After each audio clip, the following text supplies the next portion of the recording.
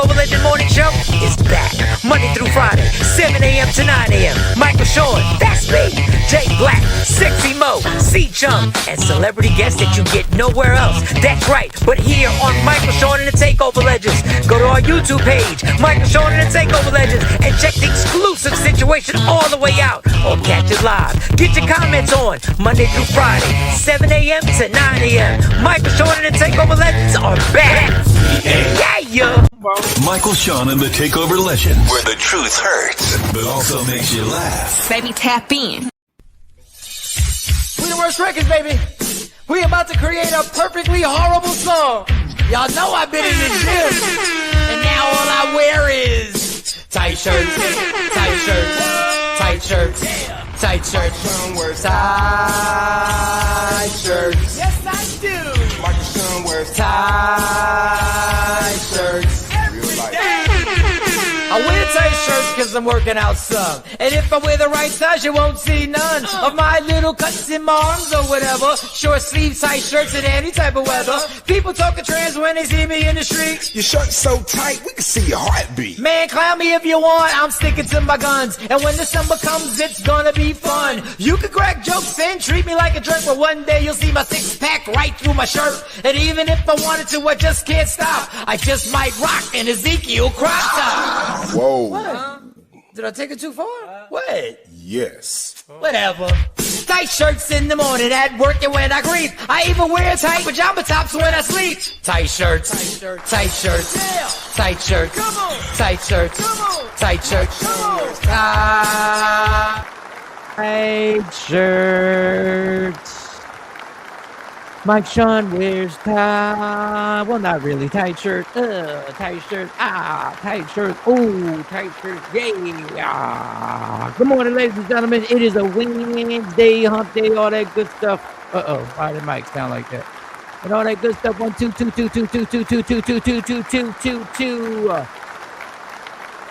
Jay Black is on vacation. We'll see if Sexy Mo is going to jump in here. I think. Michael Sean and the Takeover Legends. Sexy Mo went on vacation with Jay Black. I'm not sure. I'm not sure. I don't like the way this. I gotta get a new mic. Now the mic is great. But I want a different mic that hangs up. But I love this mic.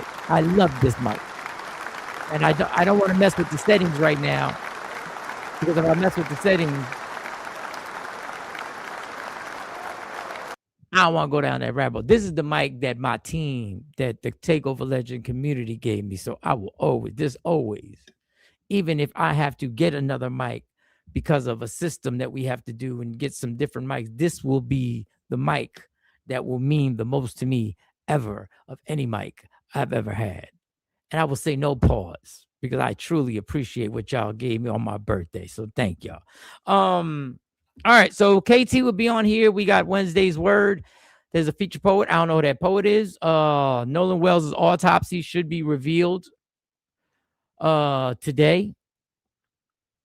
I want to say it was I heard 3 o'clock, but don't hold me to that. So we'll see where this goes now. Because like I said yesterday, the state of Mississippi did not want to drop their autopsy for some odd reason until this one was dropped, which is weird. If you've done your job, what are you going to do? Change it? What are you going to do? You're waiting for them to drop it because what that makes, that is blatantly, hey, let's wait to see what they do before we show you what the fuck. You just got to do your job. You have no personal interest in this, do you? You're just the autopsy people. You do the autopsy like you do, unfortunately, other autopsies. You do it to the best of your ability, and you say, these are my results.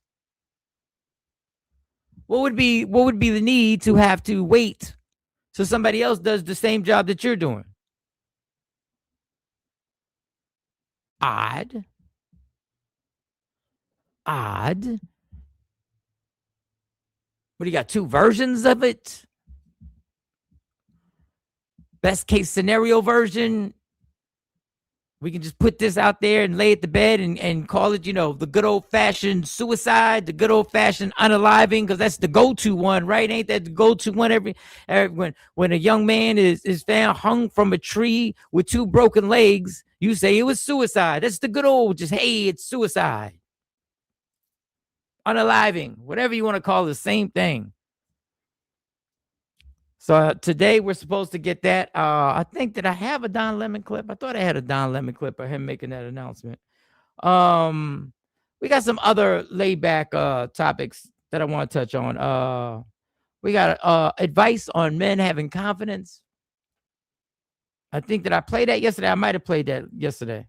Or I think the one when when a man loves a woman. Time. Everybody always talks about time, how much time. Then we got the embarrassment of the World Cup with Donald Trump and what he did and what he said. And then the gift that keeps on giving. The gift that keeps on giving. Miss Cheyenne Bryant, the whole controversy. And I give it to her. She's something else. The whole controversy is she really, did she really get the doctorate? Did she really get did she really get all the official paperwork behind it? And she said she did. And then she said the college disappeared and they went out of business and and she couldn't get it. Then people came back. Well, there's a new trend on TikTok. And it's the Netflix sound for every documentary. For a person like me who watches not just Netflix documentaries, but any documentary, Hulu, everything. I'm on YouTube. I watch documentaries. And there's a sound effect that they have that they always play. And it's like the prelude to the interview of somebody being questioned, either the actual person on the documentary or other people. And then you put a caption on it of what you're about, what your documentary would be about, or what's about to begin and the questions about to be asked. Well, she jumped on that. And she did it. And some of it was funny. People would do funny stuff. And then some people would start doing serious stuff, like, I guess, things that, you would want to ask that they wanted to clear up. And she decided she was going to jump on that bitch. And listen, I give her credit, because if you're going to go all the way with something and you just going to be like, listen, y'all, I'm going to keep going with this. And nobody believes her. And all she had to do was post it once, and she got the attention she wanted. Because there's a lot of people like, well, you got the nerve to sit up here and make fun and talk about the documentary of you trying to prove that you were what you claimed you were, but we don't believe that you have the educational accolades that you claim you do. And she don't give a fuck. Like, like, personally, this ain't a big story to me. But when I see the way the reaction is, like, I don't care either way. I never went to the woman for any type of therapy. We got our own therapist on the show. I never went to the woman. I never took a notebook out while she was talking to Cam Newton and being like, oh yeah, I gotta get oh yeah, my friend, I need that advice. That's gonna change. I never did that.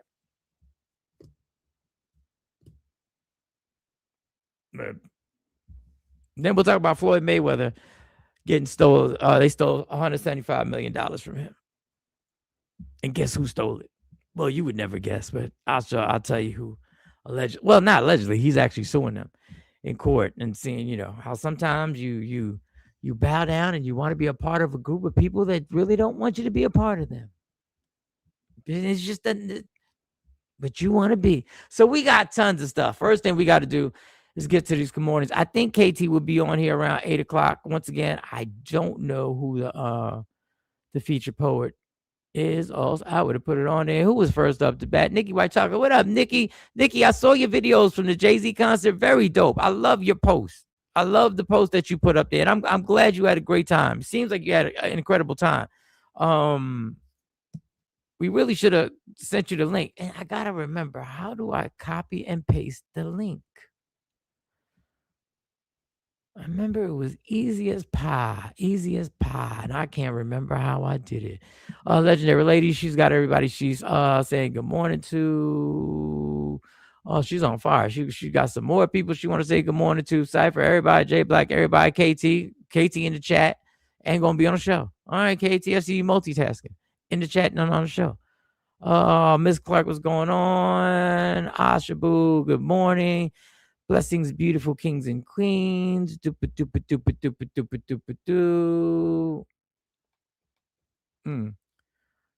right there. That part of StreamYard is so irritating.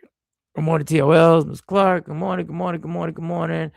Another person promoting the Twitch. My Twitch channel's not popping, dog. It's not. I mean, I appreciate the bot coming on here. It's not popping. I'm sorry. At a certain point, I'm gonna start posting it on there. Afro Queen, what's going on? There we go. There we go. Shelly. Hello, Shelly. Good morning, Shelly. Shelly, good morning. And see, I think I'm gonna be a solo artist today till 8 o'clock. And maybe we'll call Floyd the stupid dummy of the week. Another nominee for stupid dummy of the week. Maybe we could do that. Got those. I love y'all. Good morning. Y'all crack me up. Good morning, ladies and gents. Good morning. Everybody, let me see. Bow. Yes, Lord. Lois, what's going on? Lois, yeah, we're going to set that up. Lois, I really want to be a part of this. Good morning, Lois. Good morning. Definitely want to be a part of this. Auntie outside. Auntie, no, we don't do that. I know you sent me the voicemail. No, we don't do that. We don't. Yep, Don said they would be at the NAACP convention. Yes, they will be at the NW convention. I thought I heard 3 o'clock. Tawana, good morning. Good morning. Got to do one of those. The documentary thing. So do y'all want to start with that? We can start with that. Hold up.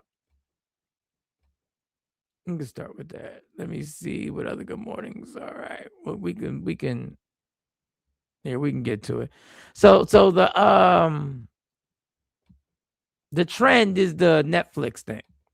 And you do up there almost like you're about to do a Netflix documentary. So I'll do the first one. Dr. Cheyenne Bryant. This is the first one she did. Now, somebody actually attached their comment to it. They did the whatever the hell you call it when you stitch it. They do the stitch afterwards. So you'll get the gist of it, of what she did, and then the reaction. The reaction was fast and furious. People ain't want to hear.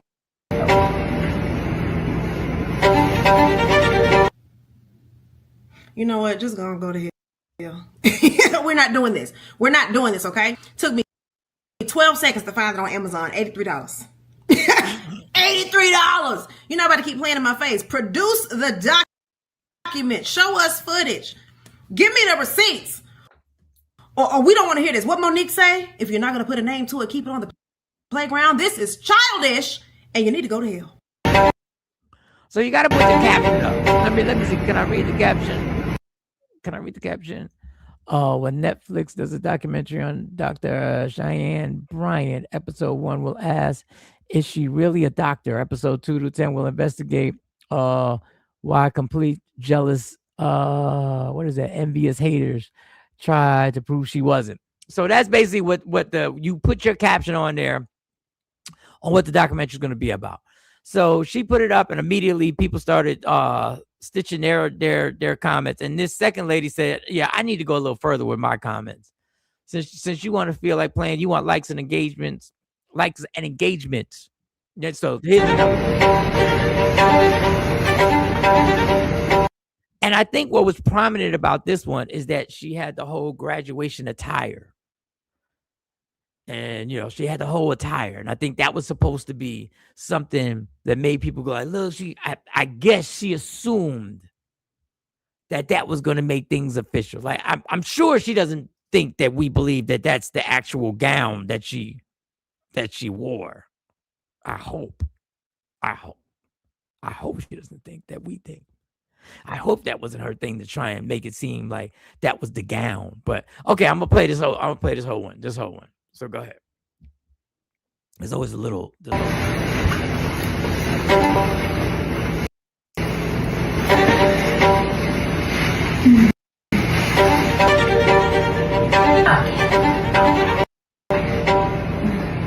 This is the thing about a lie, huh?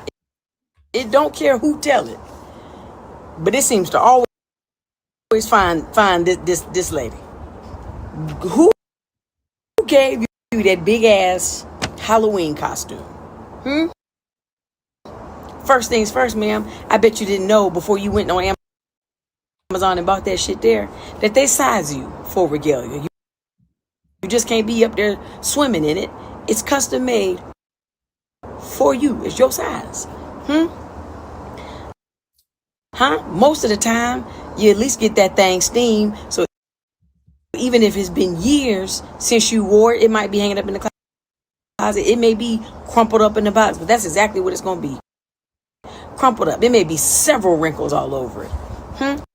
Ma'am, that shit got them strong ass wrinkles in there because you just unfolded it with that piece of cardboard in the middle. Because not to mention, regalia, that gown got a little weight on it, You sit that shit that you got on outside on the table, it's gonna fly away like tissue paper, like a kite, because that's exactly what it's made out of, kite paper. To me, the worst kind of lie in the world is a volunteered lie. We didn't even ask you for this. We had already made our peace with the fact that you was lying, and here you come back with the lie. I bet you didn't know that the inside of that hood is supposed to have the school colors on it, not that regular Amazon shit. That's not it. Them not Argosy colors on the inside lining of that hood when you flip it up. It ain't them people colors. That tassel look like some shit that's been hanging up in my granddaddy review mirror from a kindergarten graduation. We looking behind you on that wall, man. A PhD, a doctorate is big as fuck. It's big as hell. It's about the size of at least 2 bachelor's degrees. That thing big. They get bigger as you go. The master's is bigger than the bachelor's, and they get bigger. You got a bunch of certificates on that wall, And you put everything you could think of up there, but that damn doctorate. You might as well put terrific kid up that bitch. But you probably didn't get that either, liar. My God. So, listen, I'm gonna bring KT when KT gets herself. Nobody will ever confuse me as an expert of anything when it comes to college. I don't know the attire. I didn't know they actually, when something that major came, that they would actually do the alterations for you. So you're not swimming in it, as she said. I didn't know that the inside of it has the school colors. Didn't know. I don't even know if she is trying to make people think that is the actual gown. Now, I don't believe that. I hope she doesn't want us to think that you kept in that type of condition. And maybe she does. The more I talk, the more I'm like, maybe she is trying to make us believe that this is the actual gown that she walked in. I didn't know you did the whatchamacallit, they tapered it and fitted in alterations. I didn't know, like I said, the inside of the thing should have the colors of the school. I didn't know any of that. But obviously, if that's the case, I'm giving you the benefit of the doubt that you weren't trying to say that that's the original gown you actually graduated. But the shit that's going on and the way you act, I can't even put that past you. I was taking that as she can't think that we think that she thinks that we think that that's the original. But now that I think, she probably does.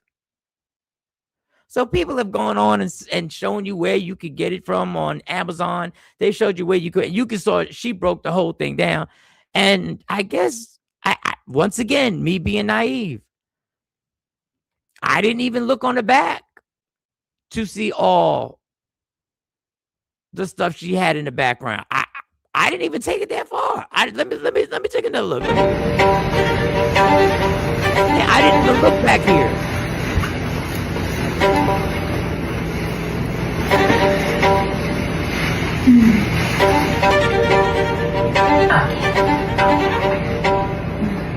This is the thing about a lie. I didn't even look back there to see all that. But that makes a good point. I don't know what size the associates and the masters and the doctor, whatever the highest level is. I don't even know what sizes those are. KT probably knows better than me. Let me bring KT on. Let me bring KT on. So I guess what is it after you get your master's? What is the next step? Is that the PhD? Is that the Yeah, usually is your doctorate. And yes, it would physically be bigger. And yeah, she showed in that little whatever she thought she was that she's even more full of shit than we thought she was. Let's look at this again. I don't put it past that. Let's see. She does not have a doctorate degree. She does not have a doctorate degree on her wall. So let me say what this is. Let me say what I believe this is. Mm-hmm. I believe she knows that we know. Now, me knowing doesn't even matter. I don't care. I've never put in work in college. I've never put in. I don't know what that type of journey actually is. I don't know. Because obviously, if you've gone to college, I didn't do it, but I know it. Yeah, and obviously, if you went to college and you took those steps, you feel differently than somebody who's never taken one of those steps. You know what I'm saying? Like, you feel a little more passionately. Like I feel more, like I guess when it comes to comedy, I would feel more passionately and stuff like that. So I see why people, but this is my thing with her. This is what I believe. I believe she knows that we know that she knows that we know that she's full of shit. And at this point, she needs to keep this moneymaker going by any means necessary. So she can't let this die, because how else are you going to make bread if you focus your whole life about being this person? Exactly. I think now she's going to build her livelihood off of being a fraud. Well, here's a person. Dr. Aaron Smith is in it. If anybody would know. Good morning, Doc. What it takes. Did you like her team, her little team graduate outfit there? If anybody, I was trying to see it. I couldn't really see the details. I just knew I'm about to get out the car, but I said I just got to log on. I started scrambling for the link you sent, because I got to watch the video now with you one time, because I was trying to log on and watch. So what am I watching for? I'm watching for the size of these degrees, and I'm watching for her outfit, right?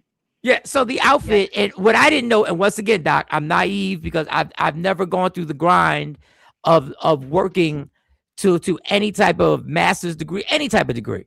So I don't know the things I should see in the background. Well, let me see what I see. Okay, here we go. Or what I don't see. Let me see what I let's see what you see or you don't see. Here we go. I'm gonna play this for you. I'm just gonna back away from it.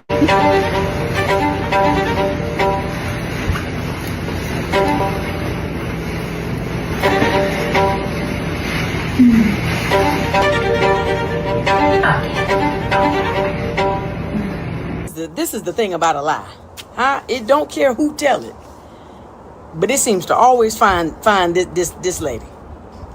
Who gave you that big ass Halloween costume? First things first, ma'am. I bet you didn't know before you went on Amazon and bought that shit there that they size you for regalia. You just can't be up there swimming in it. It's custom made for you. It's your size. Most of the time, you at least get that thing steamed. So even if it's been years since you wore it, it might be hanging up in the closet. It may be crumpled up in the box, but that's exactly what it's going to be. Crumpled up. It may be several wrinkles all over it. Ma'am, that shit got them strong ass wrinkles in there because you just unfolded it with that piece of cardboard in the middle. Because not to mention, regalia, that gown got a little weight on it. You sit that shit that you got on outside on the table, it's gonna fly away like tissue paper, like a kite, because that's exactly what it's made out of, kite paper. Listen to me, the worst kind of lie in the world is a volunteered lie. We didn't even ask you for this. We had already made our peace with the fact that you was lying, and here you come back with the lie. I bet you didn't know that the inside of that hood is supposed to have the school colors on it, not that regular Amazon shit. That's not it. Didn't know that. Them not Argosy colors on the inside lining of that hood when you flip it up. It ain't them people colors. That tassel look like some shit that's been hanging up in my granddaddy review mirror from a kindergarten graduation. We looking behind you on that wall. Man, a PhD, a doctorate is big as fuck. It's big as hell. About the size of at least 2 bachelor's degrees. That thing big. They get bigger as you go. The master's is bigger than the bachelor's, and they get bigger. You got a bunch of certificates on that wall. And you put everything you could think of up there, but that damn doctorate. You might as well put terrific kid up that bitch. But you probably didn't get that either. Liar. My God. All right. Hold on, let me see the wrinkles one more time. Let me see the first 5 seconds so I can see the wrinkles. I didn't see the. I didn't see wrinkles. I I thought want she to see the had. cardboard creases. I didn't see the cardboard creases.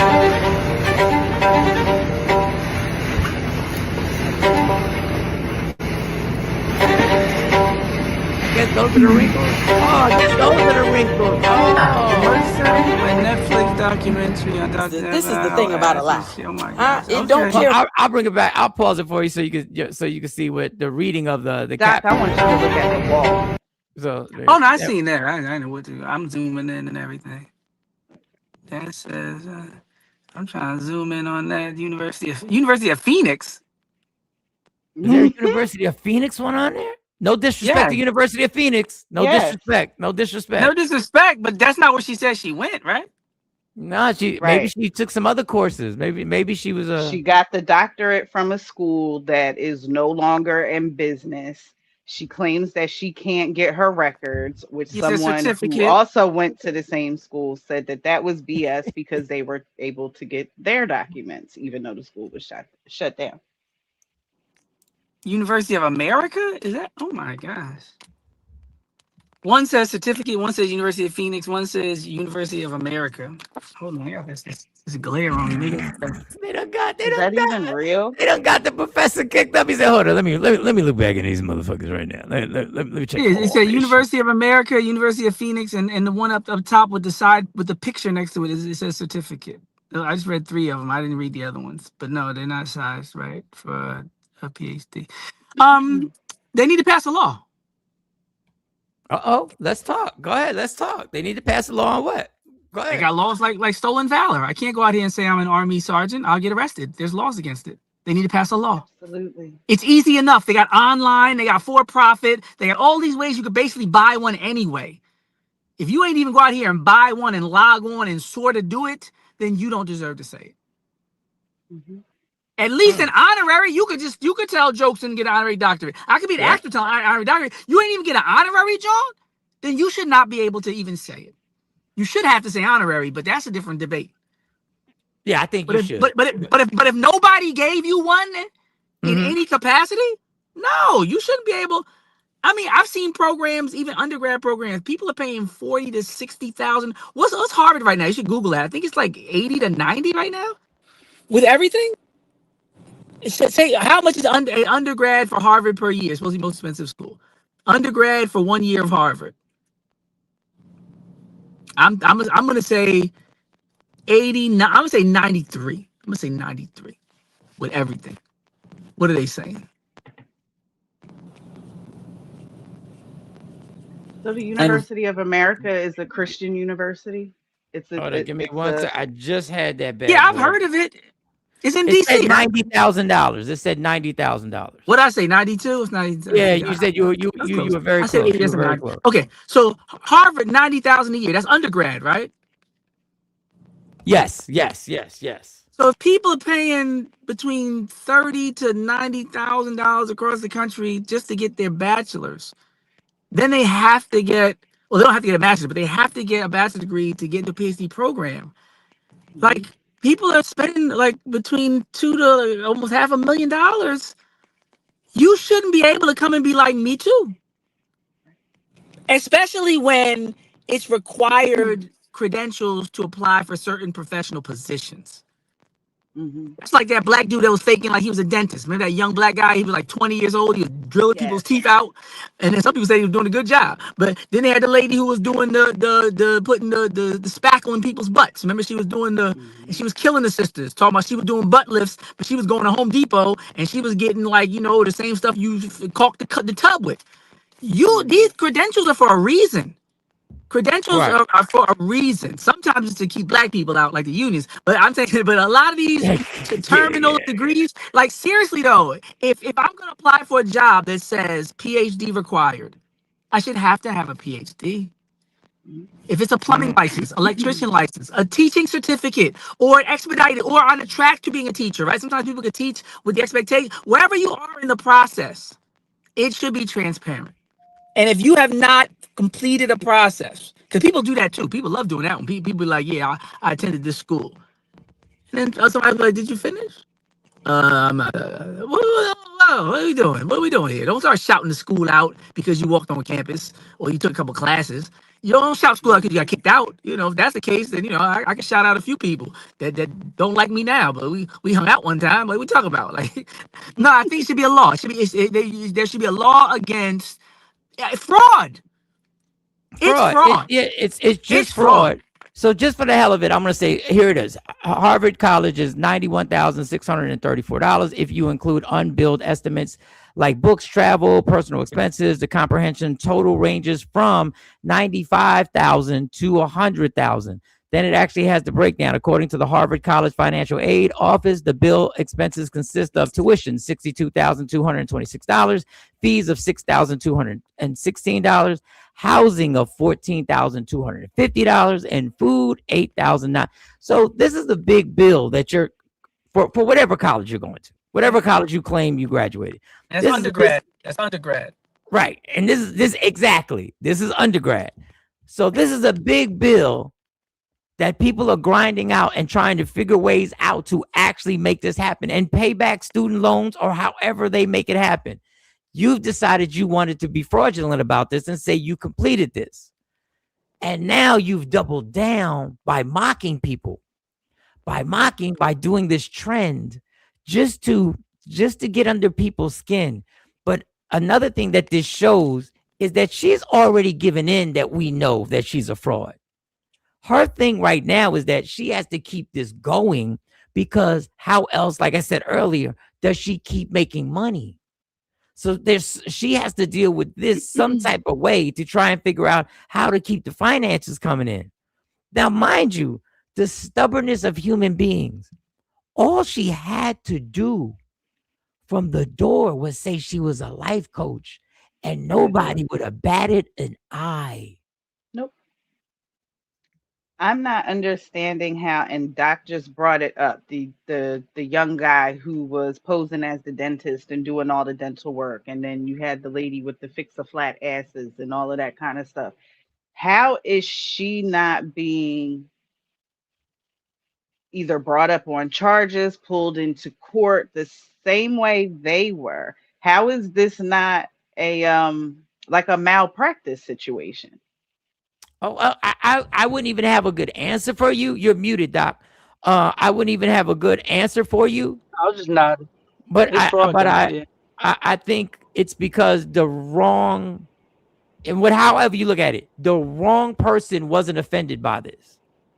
Like that the wrong person, or in some cases, however you look at it, the right person wasn't offended. You got the right one today. Because if you got the right one, if you look at somebody like Dr. Aaron Smith, who has spent his entire life in education and improving the education and teaching, somebody can take this personal and say, we're going to take this a step further because I'm going to make sure you don't ever make a red cent off of ever saying that this is who you are when you're not.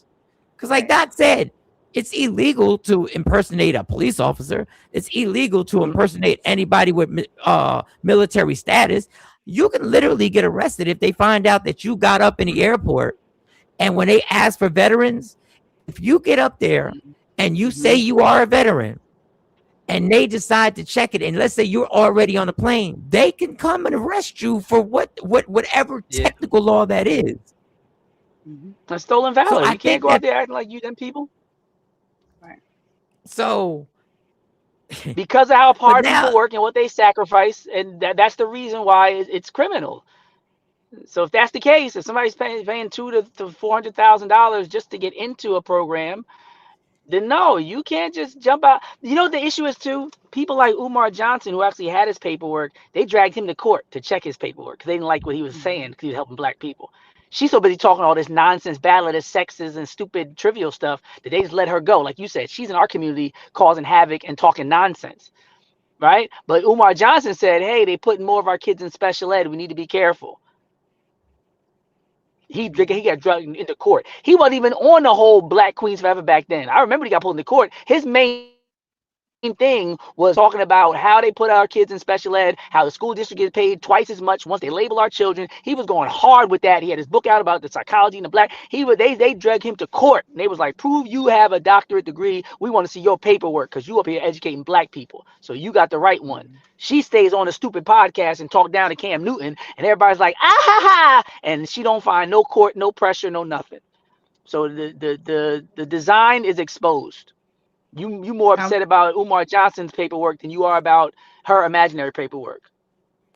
and I think you put the spotlight on what it is. Dr. Umar was trying to give us a warning and was trying to open up. Oh yeah. Anytime you start giving information that gets to waking people up in any way, I don't care what it is.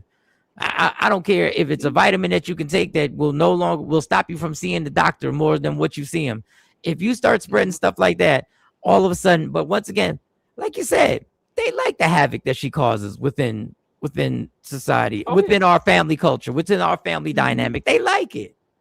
It's just another additive to just another little stab to see how much we can make it difficult for us to raise our families, and forget raising the families, actually coming together and creating a bond as the first step to creating the family. So there's a guy named Aaron Huey. He does a TED talk about being with the indigenous peoples. He talks about the history and the Black Hills and all these different things, and the massacre on Wounded Knee. And he just walks through the history of America like it's never told from the perspective of Native people. And he talks about the highest level of oppression is when people could take their hands off it and act like they don't know what's going on, and it's self-perpetuating, and they get detached themselves and be like, oh, why they burn their own communities? I don't know why they act like this. And that's the highest level of oppression, when you could just step back. Because when they were working hard to be like no man in the home in order for you to get this welfare check, and we talk about Title 4D with the child support and all the different ways where they separated black men and women, from the time that Thomas Jefferson was going to the slave quarters and raping Sally Hemings and all the other things, they would separate our families. Sometimes we'd fall in love and they would catch us being a family. They would sell us apart and sell our children, right? Breaking up the family, legislatively, physically, land, right? Some people would work their whole lives to buy their family back and find their families, right? After enslavement, right? They did all these things for 300 years to separate the family. Now they got this chick up there just talking. I don't know what's up with them. You watch a white podcast and they're talking about engineering. You watch a black podcast. That's the highest level of you done oppress somebody. You ever see somebody gaslight somebody and use somebody and abuse somebody, and then when the chick goes plumb crazy, like Left Eye burning her own house down, everybody looks and goes, I don't know what's wrong with her. I don't know what's wrong.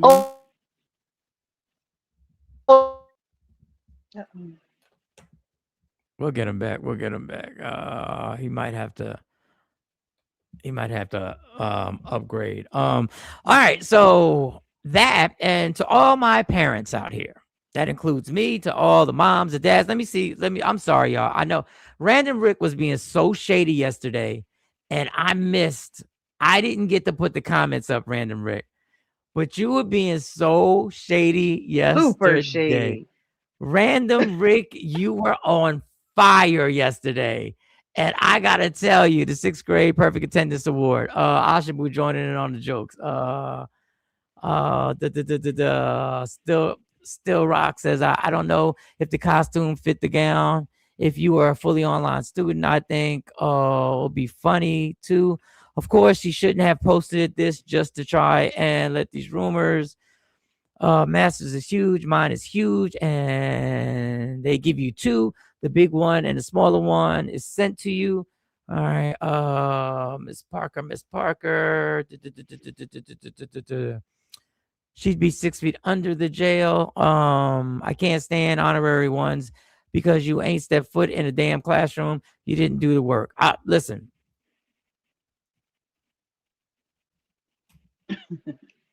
I don't know. I don't know about the honorary ones. I don't know. Yeah, I try I to do stay have out of an that. 'Cause I'm too opinion close on the to it. honorary. The honorary one, I mean, if you're doing the work in the field, okay.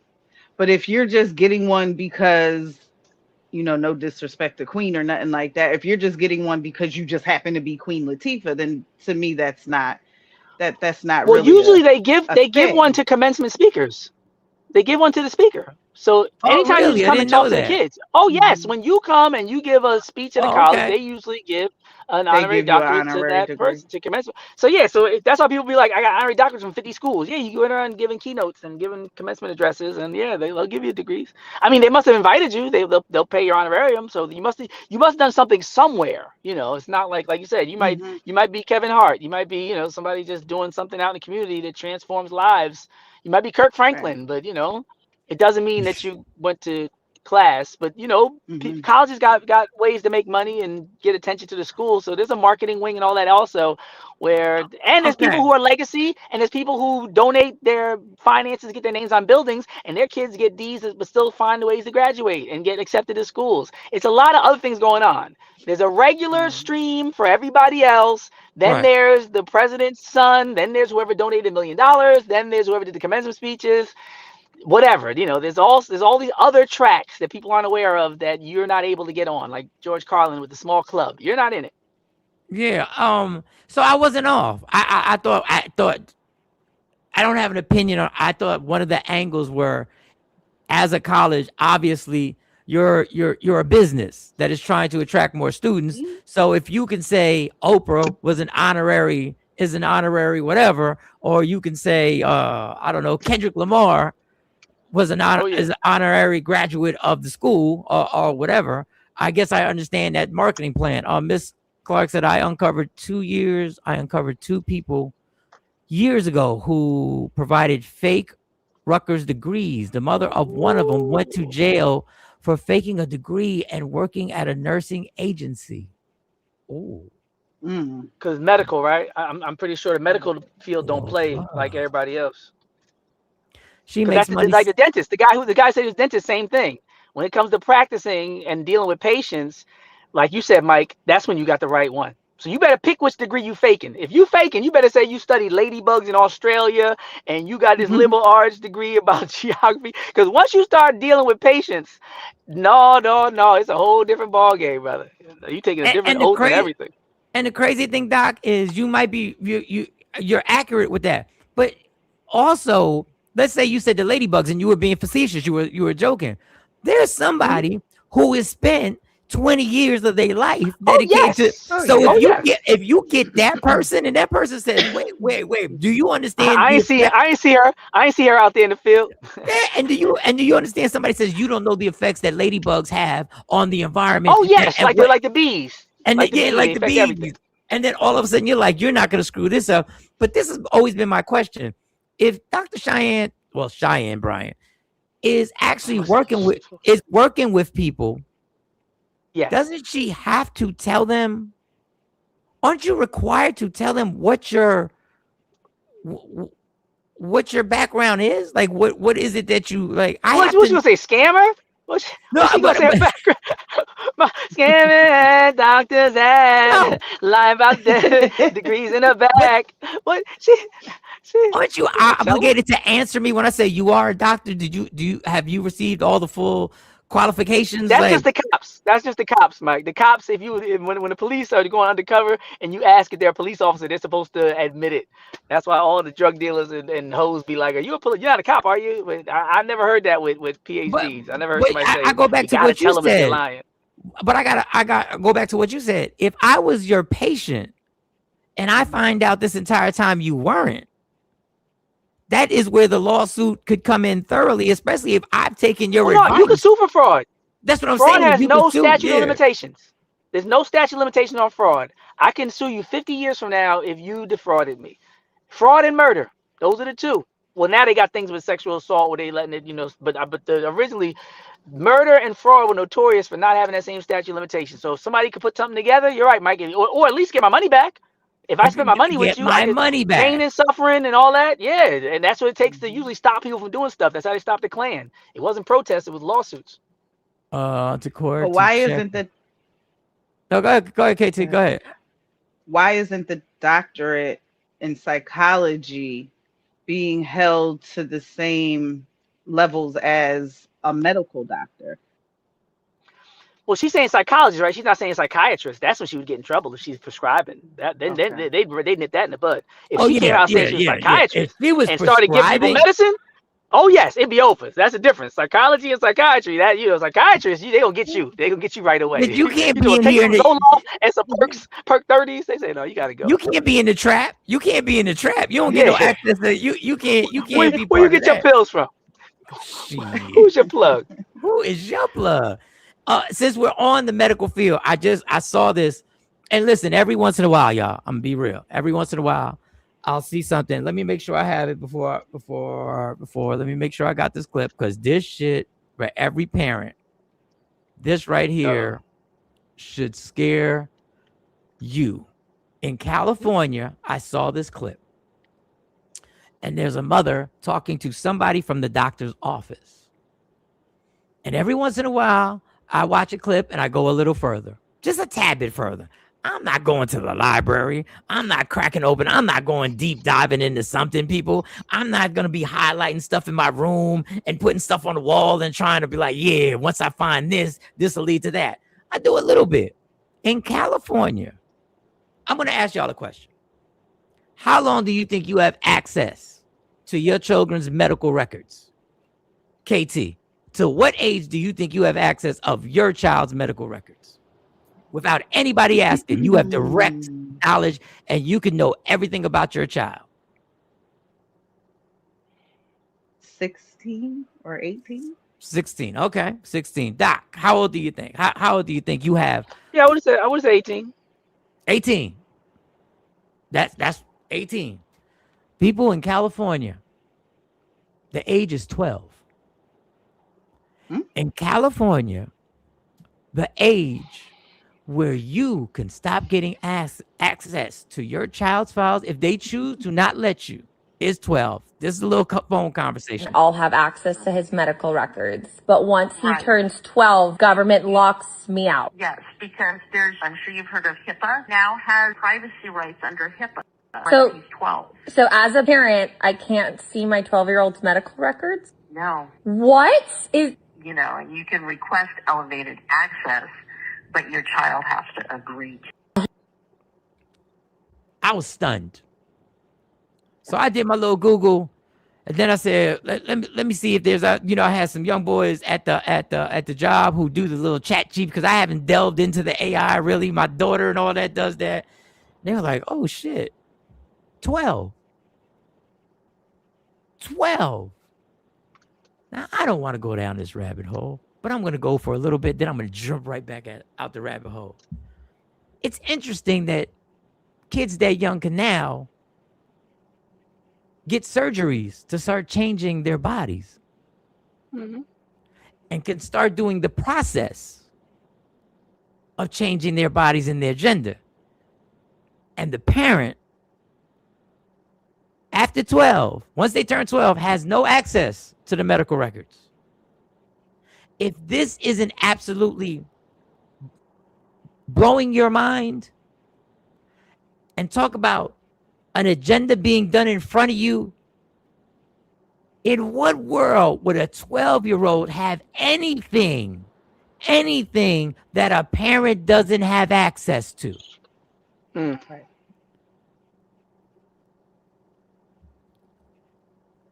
What is actually the fuck is going on that you are trying to infiltrate our children through every means?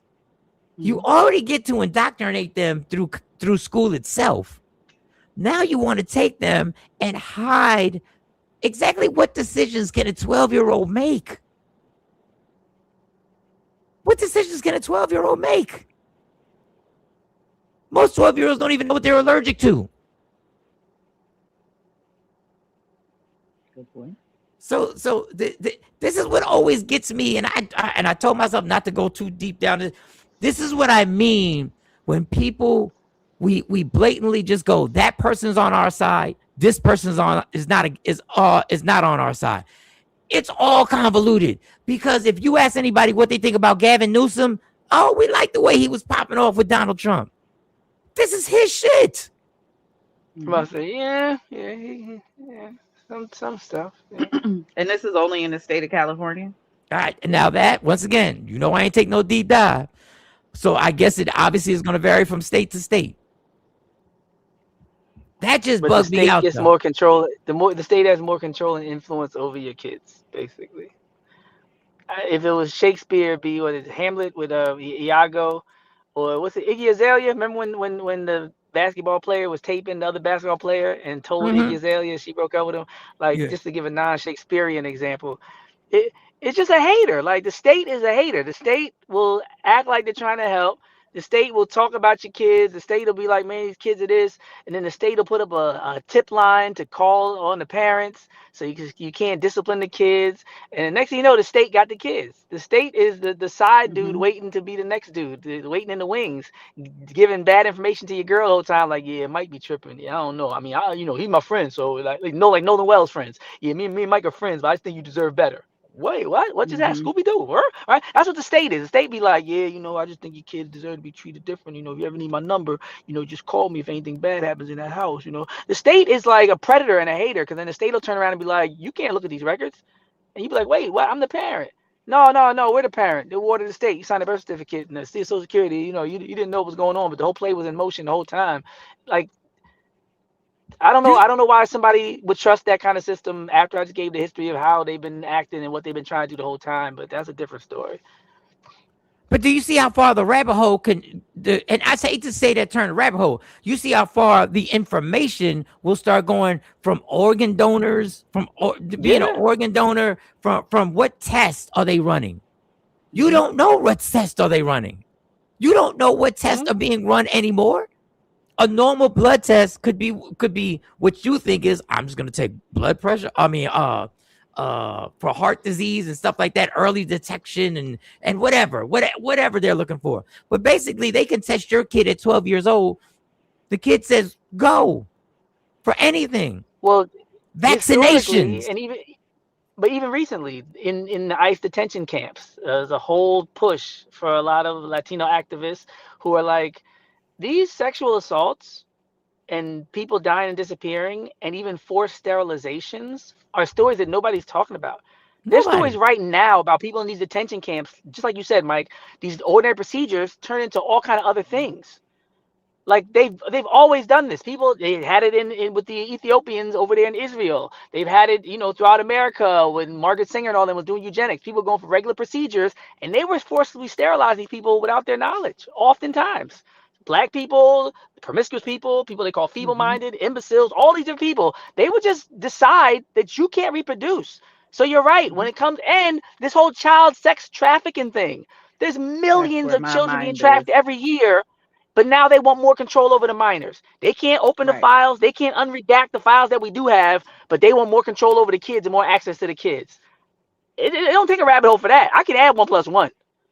You can't do nothing to protect the kids. You can't do nothing with us even knowing who's abusing the kids. Heads of state, heads of companies, heads of White House. You can't even unredact their names, but you want to give operations and hold back even our kids' files, not just the kids that you abuse files. The devil's a lie. And you sit there and you go like, okay, and everything is major. Everything. Okay, so in California, when ICE is still around the country killing people, let's be clear that they've gone where they're killing people in the white spots in Maine. They don't give a fuck. But okay, California has immigration. Don't you think parents should actually be like, somebody should, you don't have access to your kids' medical records after 12 years old, right? Right. Like that really should be something that gets people. Any parent is not going to believe what you're telling me. They're not going to believe that you literally don't have access to your child's information when they turn 12. 12 people. 12. I remember when I had my daughter and they took her in the room to get vaccinations. That was the most evil feeling I ever felt in my entire life. The baby was just born. 3 people I never saw in my life came and grabbed the baby and went out the room. Mm-hmm. I said, "This ain't Mm-hmm. right." I couldn't do nothing in the moment. My wife was there, Right. but I knew. I said, "Oh, I done made the wrong decision. I should have did some more. I should have went down some rabbit holes."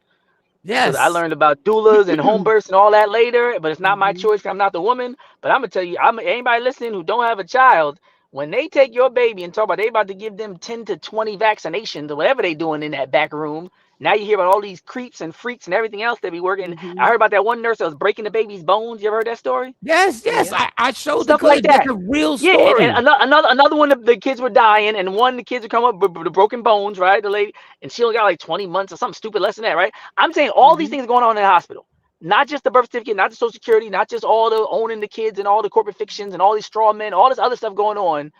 You just gonna take the baby and not say nothing, like we gonna bring him back, we're gonna like it's a Kate, I've had an problem. issue. Mhm. I've had an issue with that, especially when my son was born. Because they take your boys, they take them away from you to go do the circumcision. Hmm.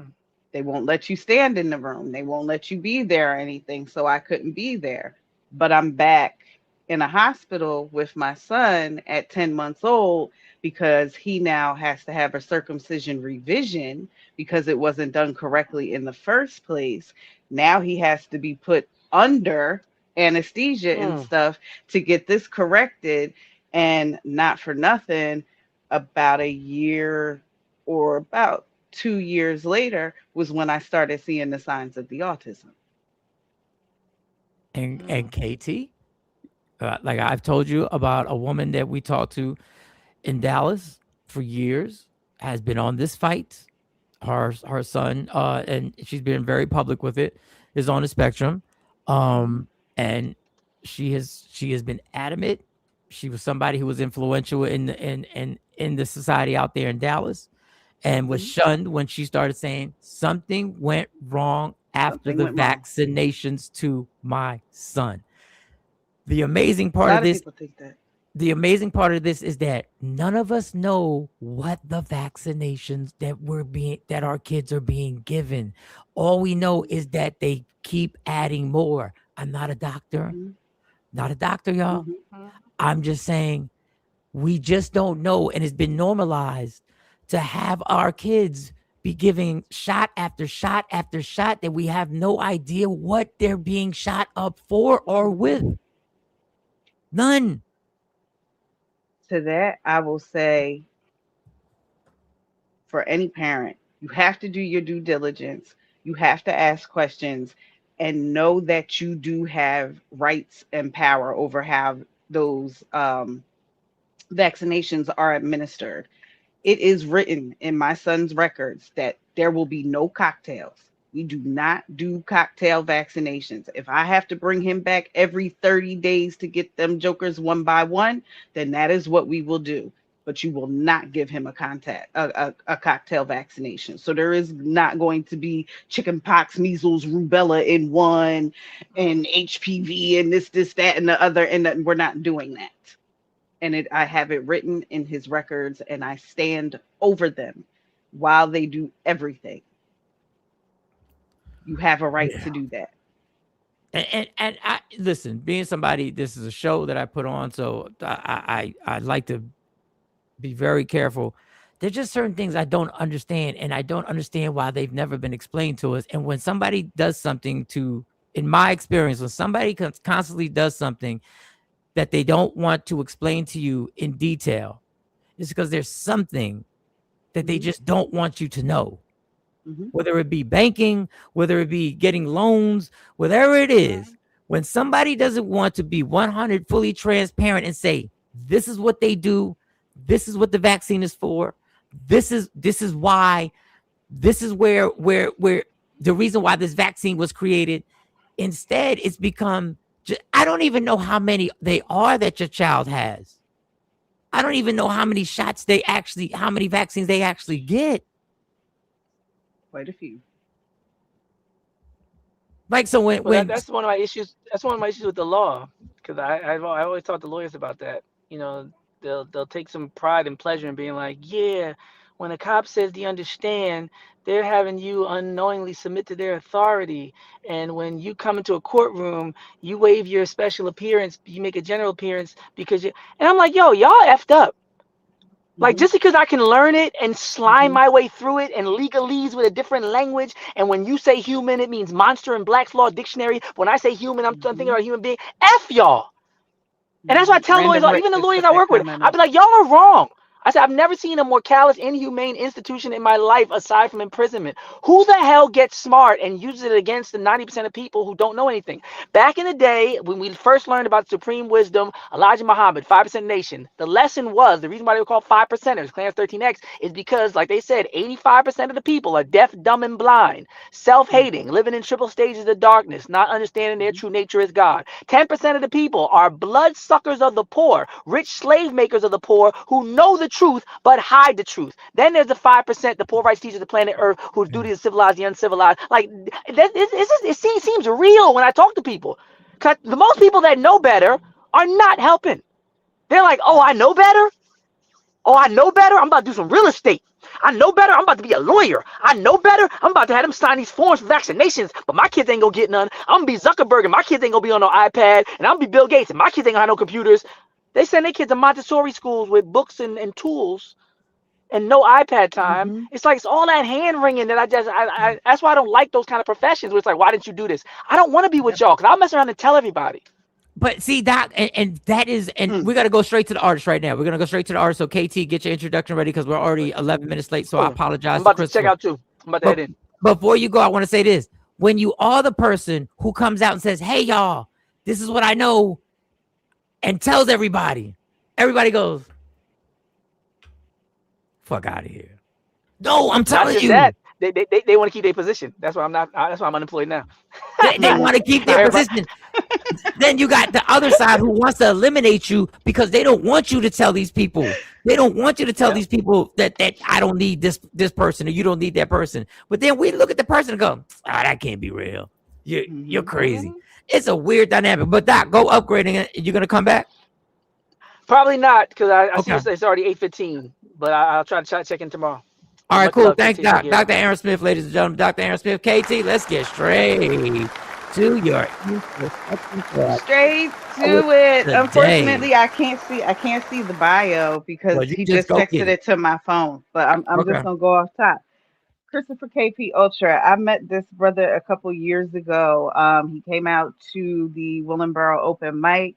He is a dope poet. He has a series going on right now called Breed Love, which I wanted him to come on and tell us about. He actually just also featured James Ellerby um, at his show yesterday, I believe it was, or Monday, I believe it was. All right. He is an author. He's a poet. He is a poetry hustler out in these streets, and I like seeing his commentary on the community itself and just poetry as a business. So you Oh, could go ahead and bring up Christopher KP well, Ultra. wait. Let me get my applause. Trying to press all these buttons. KP is in the building. What up, KP? Peace. How y'all doing? Good morning. I How you apologize. doing? We get to running our mouths and start getting passionate about shit. Next thing you know, I'm like, God damn, we trying to make it so that we are on time and we are not on time today. And I apologize because I appreciate the fact that you've taken time out. I was Out of about to your hop into that conversation. You know what I well, mean? hey, how about this? Will you be able to remember that thought? Because my ADHD is crazy. If I don't say it immediately, it's gone. It's gone. All right. So, Christopher KP Brown, we're gonna give you the floor. After you do your piece, we're gonna have a conversation with you, ask you some questions. So, if you're ready to go, you ready to go? You're good. All right, peace. Yeah, I'm ready to go. All right, Christopher KP Brown, ladies and gentlemen. My name is Christopher KP Brown, aka KP Ultra, but y'all can just call me KP. I'm gonna do this poem. Y'all, the conversation y'all just had me thinking about this piece. All right. I'm standing up because I'm not used to being up this early. I need to stand up. It's real. All right, cool. Appreciate you. Born and raised on single parent lands, bottom boys because we didn't inherit grands from our grands understand how poverty stayed in constant rotation like second hands. But what kept us cool? Love circulated like kitchen fans. Eating cornbread and cabbage, hash and black-eyed peas. Those days long gone. I'm thinking PhDs. Conversation with my grandmother, the other end of the phone. I'm trying to explain why I stopped eating neck bones. Stop eating pork chops. Stop eating pork chops. Don't even want bacon in my greens. I ain't running from my culture. I'm running from heart disease. See, daddy died of diabetes and granddaddy did too. Giving myself insulin shots ain't what I'm trying to do. Plus, I don't like needles. Hate taking pills. When waiters ask about dessert, I say, nah, just bring the bill. Can't afford the cheesecake, nor the apple pie a la mode.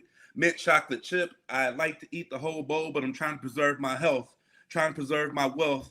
I'll consume anything for free. I won't sponsor my death. I said, grandmother, I love you. I just hope you understand. I'm just working to improve, trying to become a better man, trying to stay healthy so I don't have to pay for pills. Wish I could invest all of that money I've seen you spend on hospital bills. But I know it's selling hospitality. You show your love through soul food. I guess the times are changing though. My kids will grow their own food, and all that extra money that wasn't spent on doctors and meds, we'll take that and buy stock, take that and buy land. So financially, family will be straight for generations. Both money and love will be in constant rotation. I said, grandmother, that's my plan. I just want your great grandkids to inherit grands from their grands. Understand? Wow. Let's go. This that piece is something that is near to me because in Puerto Rican, and I want to go into the long part of Puerto Rico. My parents are from. One of the hardest things to do is to try and allow detach from the diet that we were raised on. And the pork in my house was a highlight, was a featured artist, was the headliner of the meals. And the pork is something that I saw on beaches. When we would go to the lakes, we'd go to the beach. I've seen pigs get roasted, which might have been the most traumatizing thing I've ever seen in my life. Because if somebody would have told me what I ate on the plate was exactly what I saw as a kid, that probably would have been enough to scare me off to really not want to do this ever again. But it's so hard to try and try. It seems like it's so hard to try and get a healthier. If you try and give somebody a healthier alternative, it's almost like you're disrespecting your entire culture. Yeah. Yeah. It is. Like, yeah, people get offended, right? My grandmother, I come inside, when I don't put the bacon and sausage on my greens, it's like almost like I'm offending the family, right? And it's not just it's not just about health, right? It's about money. It's about money in the family. It's about resources as well. So you always talking about vaccinations, right? Some of us don't have control so much of what happens with the kids. I mean, parents do in a certain sense. I won't get too deep into that. Okay. But we have control of what we eat every day. And a lot of times what we eat every day puts us right back into the system we say we're against, right? We end up at the hospital because we don't do what we can do independently as far as what we put into our bodies. We end up giving our bodies to the same system that we speak against because of what we do daily. You know what I mean? And everything you said makes so much common sense, but somebody will always push back like, come on, dog. Now we're gonna bring up the food that we you're gonna tell me I'm enslaving myself because of what I'm eating, and dog, I'm working 2 jobs, I'm going to school, and now you're gonna tell me because I got this slab of pork ribs that I've invested myself right back. And the thing is, it's harsh. It's not harsh. It's just true. It's true. And I'll go even deeper because you talk about culture, right? And African Americans in particular, and obviously we got, slave lineage happens in multiple countries, not just America, right? But we talk about, this is what our ancestors ate. Our ancestors didn't eat fried chicken every day. You know what I mean? How about that? They didn't have grocery stores, so they had to go catch the chicken, raise not even that, raise the chicken, catch the chicken, kill the chicken, skin the chicken, all of that.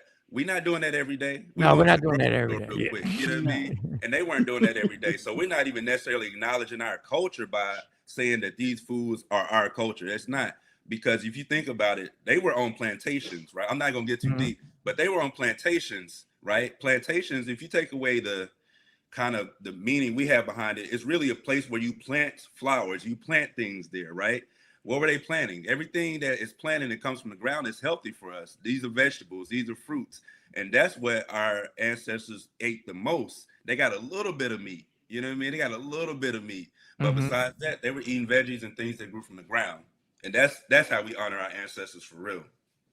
All right, so let me put you to a little time. I'm not trying to put you on the spot. So what is it? What is your diet like? What is your diet like? What do you consume? What do you absolutely don't? What do you go like every once in a while? Yeah, so I say plant-based. I don't really use the term vegan. I don't use the term vegetarian. I'm pretty close to it. Because my ex my ex fiance, that's a whole other story. My ex Oh, damn. Okay, all right. I ain't want to bring nothing up. My bad. I ain't indirectly want to Okay, bring. that was news to me too. Okay. But we're still cool, but she was dairy free, gluten free. So I was as well, because that helped her health. That helped my health as well. So I'm plant based. I don't really eat a lot of red meat. If we out and it's some pepperoni pizza there, I have a slice. You know what I mean? I'll do something like that. But I don't buy red meat at the grocery store. What's easy, what I tell people is like, you don't have to be so disciplined in like what you eat. Be disciplined in what you buy. You know what I mean? Start at the grocery store. And so that's where it starts for me. I'm very selective about what I buy at the grocery store. So it's not entering into my home. So I'm not tempted by it. You know what I mean? And so just try to drink a lot of water, as much water as I can. I like salmon. I'm a fish person. We're from Arkansas. We grew up by the water. So I like a lot of fish, salmon. I'll still eat catfish from time to time. But different types of fish, tuna, you know what I mean? And not a lot of chicken for me, a little bit of turkey, not a lot of chicken. And I just try to kind of minimize the meat. I'm not just talking about meat, I'm talking about sugar as well. Sugar, absolutely.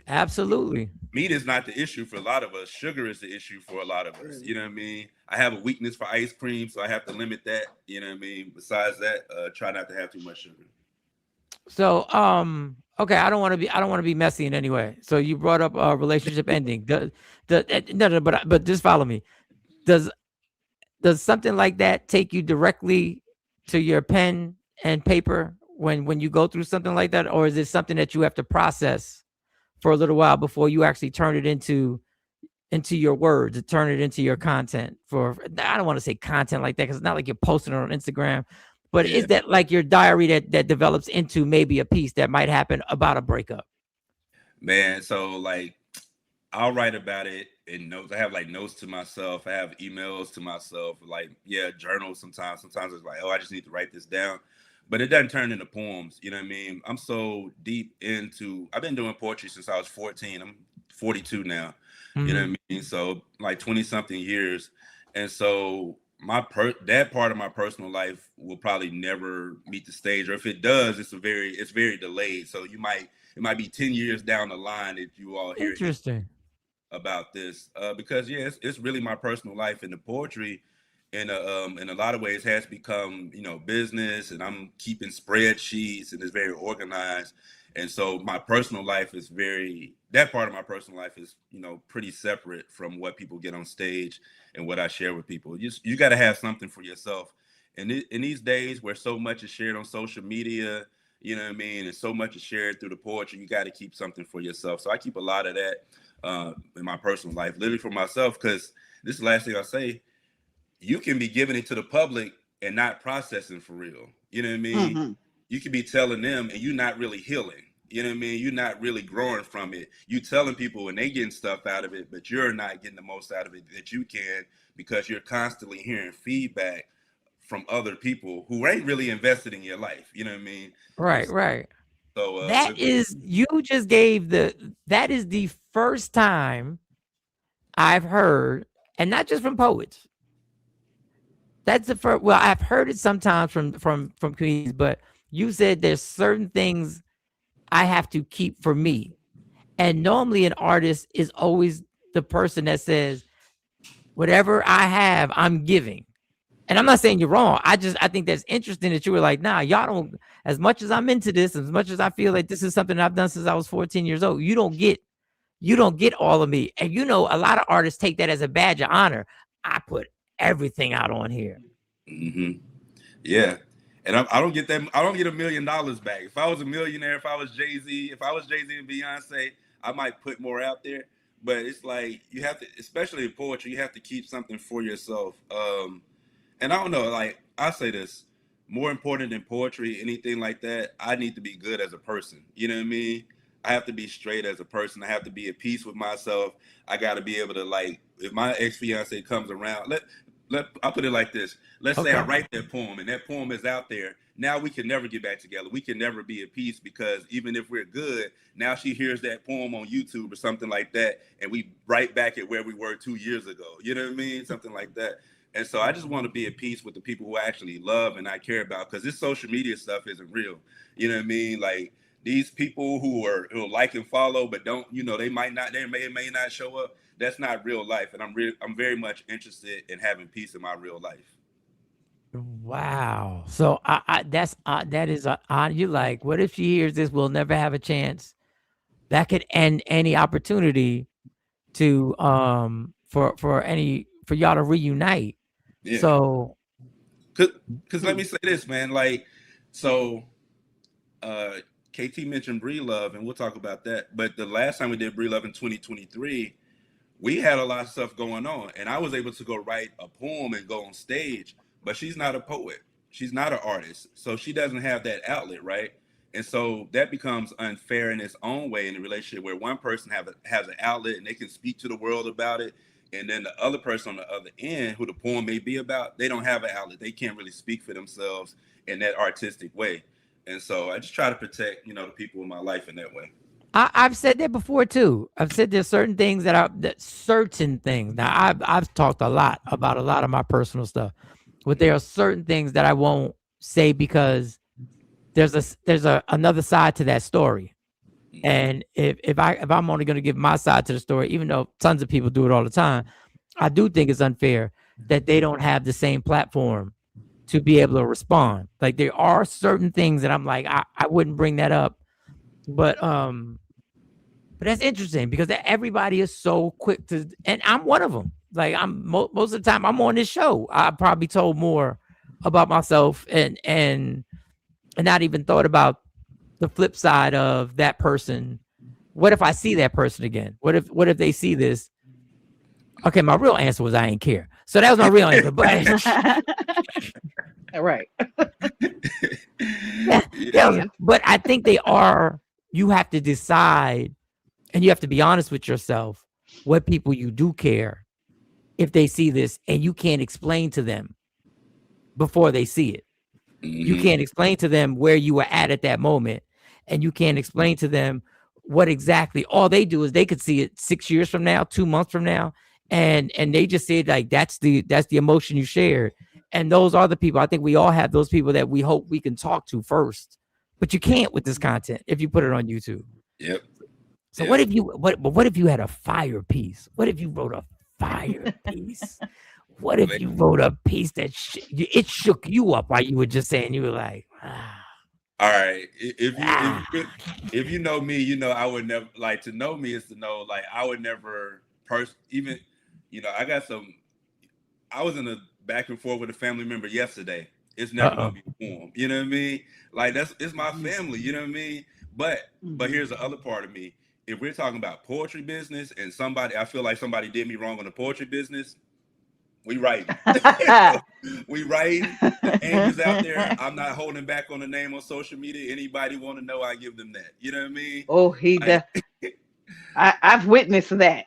I have witnessed those posts. And again, that was another reason why I wanted to pull him on here. Because it goes into the business side of it. And we've been asked on this show before about the bullshit that goes on in the community, and they were surprised to hear that there's actually beef in the poetry streets. Oh yeah. That happens. Oh yeah. That happens. And I will give it I will give it to KP. KP gonna call that shit out. So He when will call it this out. is this all about ego? Is it all about people stealing material? Is it the same thing that comics go through? Money. People didn't get paid their money. People were treated a certain type of way at a show. When does it become this thing between actual poets having this type of problem with each other? Like, what is the normal? Is it just the normal, or is there something different about what y'all do? It's deep because it's all of the above, right? So there's ego, there's money, and here's this third part, which is crazy. Because it's not much money, it ends up being about a bunch of other stuff that's not relevant. You know what I mean? Okay. So I'll put it like, I know men on the scene who, like, they know they're not really getting money, so now they really trying to get women. You know what I mean? Like, they come for women, right? When they realize, like, oh, I'm not gonna get money, they start looking for other things. They look for attention. You know what I mean? Different things. But I'll give you one. I'll get specific. So I used to print for poets, right? I used to print small books of poetry for poets called chapbooks. I did chapbooks for like maybe 400 poets. Anyway, one time I was working with this poet, or printing for this poet in New York, and I'm aware that sometimes we as poets, we might be struggling a little bit for the funds, and so the agreement was that he would pay half up front, and then he would pay half right before we started printing, right? Okay. When it was time to pay that second half, he had shows coming up, but he didn't have the money. So I'm like, well, I know that if you got the books, you'll make the money. So let me just get the books to you, and you'll pay me, after that show. Woo, So that's that a dangerous proposition. Woo, that's a dangerous proposition right there. Go ahead. That was very heartfelt. Very heartfelt. You try to be human with poets, but keep listening. So he doesn't pay us, and it's like a month, maybe two. I don't know. We give a little grace period. I'm about grace, you know what I mean? And so the grace period, whatever grace period I felt like he should have, that time passed. And now he's not picking up his phone, he's not answering the emails. God. But we do poetry. You're on the flyer, bro. You're on the flyer with the address. To find you anywhere. So me and my homeboy, we make a trip to New York. We pull up, you know what I mean? We pull up on him at the show, and sure enough, that night we got our money. And I'm not a fighter. I'm not a violent person. I'm not a person who uses guns. Let me take notes. No business to use my words. I feel protected by a higher power, right? In the right energy, and so we had to make that drive to New York out of nowhere. You know what I mean? And so, it's just like, bro, just pay us our money, communicate, say that you don't have it. I'm really big on, like, just communicate with me. Tell me what the truth is, and we can go from there. But yeah, it'll be stuff like that, man. It's like, I know you made the money. You sold the books. You know what I mean? Like, give me half of what you owe. Give me all of, you know what I mean? Okay. I prefaced my last question by saying I'm not trying to be messy. Now I'm going to preface it. I'm trying to be messy. So listen, you saw him on the flyer and said, okay, we're going to hop in his car. And then when you get there, what is the interaction? Is it before he gets on or after he gets on? It's before he gets on. You know what I mean? Because it's like, I don't shook him up before he hit the mic? Before he hit the stage. Because I waited. The grace period was over. You know what I mean? The grace period was just over. You know what I mean? You ain't wrong. You're not wrong. No. You're not wrong. If you meet me, you'll see this, like, chill, peaceful person. I'm not bothering nobody. But when if something snaps, you know what I mean? When we on the other side, we're on the other side. There's no middle ground for me. Talk about my exes. My exes all know that. I'm hot or cold. You know what I mean? It's one or the other. And so, pull up. We were in Brooklyn. It was a show in Brooklyn. Okay. I want to say it was on a Friday night. And as soon as we get there, man, because it's like, you owe us our money. You know what I mean? And because my thing is, like, the reason I'm going to approach you before you hit the stage is because, like, if you on some BS, I don't even want you to hit the stage. You know what I mean? I want you to go home. I want it to be a problem that you're not even comfortable doing those poems tonight. You know what I mean? Wow. Because that's my thing. Like, my thing is, like, it's not hip hop, it's poetry, and I like to keep it poetry, and I like to keep it peaceful. But if you come with hip hop energy, I grew up in hip hop. I grew up in the city. I grew up, we in Philly now, but I grew up in Pine Bluff, Arkansas, right? Right. And people talk about the crime in big cities. Crime is in small cities too. It's even worse in small cities. Crabs in the barrel, all of that. I try to stay out of that energy, but if that's where it goes to, like that's where it goes to. That's not a threat to fight. That's not a threat with guns, any of that. You know what I mean? That's just a threat that I'm not gonna rest until you fix the situation. You know So what I did mean? everything transpired smoothly? You went and you said, yep, it's time for the, you already know. You already know what it is. So, Because if he was a real, I don't know if we can curse on here, but yeah, you can curse. Go ahead, you can curse. Because if he's a real nigga, he's already paid me my money, right? Right. And Exactly. so he's not. This is what I always get to with poets. The reason I'm not necessarily afraid of confrontation most of the times, because I've already communicated, I've talked, you know what I mean? And if you're a real, I consider myself a real nigga, you know what I mean? Just like in the terms of integrity, you know what I mean? And so if that person has integrity on the other end, they've already responded with integrity. So that person ain't gonna fight. They don't have no reason to fight. They can't even, they just don't have the reason to fight. If somebody says, why'd you do that? They can't justify why they would fight in that moment or anything like that would make it not a peaceful moment. And so it's like, you already know you were wrong, bro. What you didn't expect though is that we would pull up on you. You didn't think we were so serious about that $300, whatever it was, that $150 that we would get in the car, spend our money. You didn't understand the principle that was involved in this, and you didn't understand we was gonna pay that Holland Tunnel toll or George Washington Bridge toll or Verrazano Bridge toll. And we was gonna come to, but I'm glad it worked out. Did y'all ever work together again? Was that the final business that you ever did? We never worked together again. He ends up like kind of taking advantage of some poets later on who I was actually cool with. And I was like, why y'all didn't tell me y'all was going to Brooklyn? You know what I mean? Like, why y'all didn't say nothing? Because I would have told y'all not to work with him. What I hate about the poetry scene, man, it's not a lot of people with backbone out here, man. Oh, let me rephrase that. It's a lot of people out here with no backbone. And so they'll hear about that situation and still work with the dude. Mm-hmm. Yeah, and that happens in every industry because you believe it happens in comedy.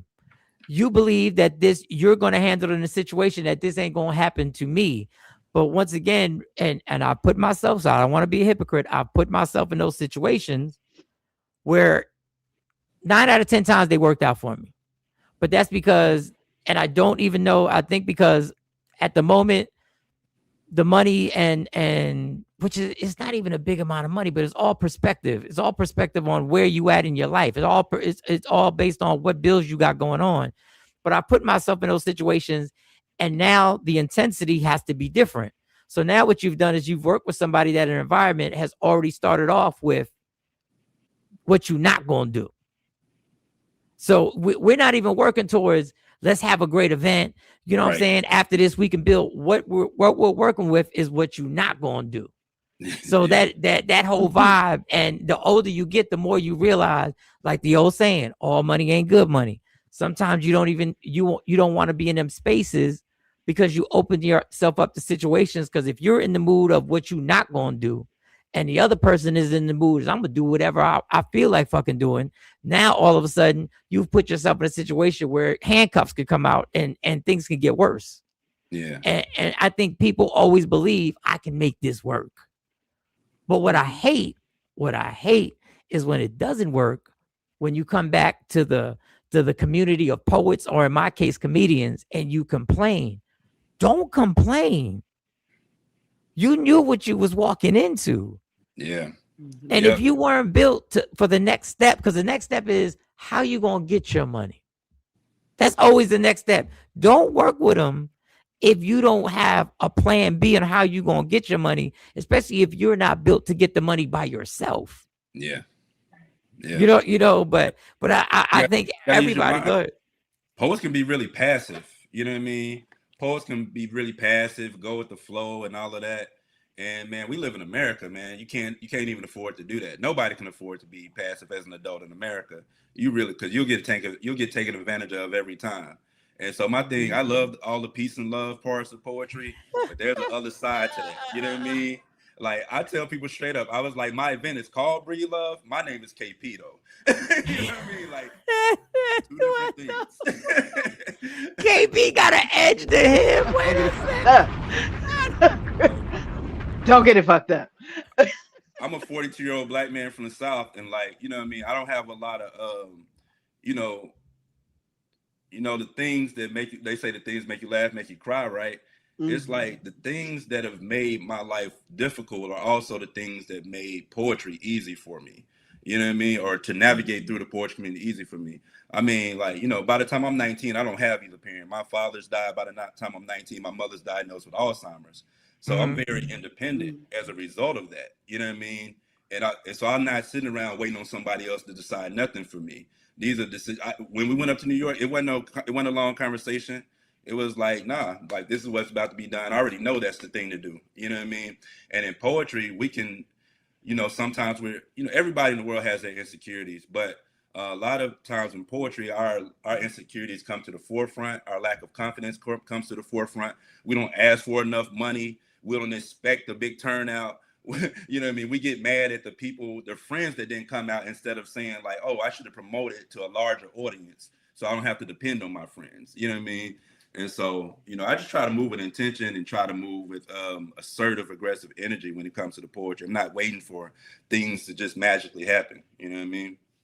But I really appreciate and admire that. The onus is on you, and you believe that okay, if I'm in full control of this is what I expect, and this is what's going to happen. And most times we think things aren't going to work out, and that's the reason why things don't work out, because we walk into something with the attitude that chances are. Then why do it if you think chances are that this is not going to go your way? Yeah. Like if I say if I'm 24 years old and 23 years old, and I say I'm going to do comedy for a living, that's what I'm going to do. You can't go into it on some let me give it a try.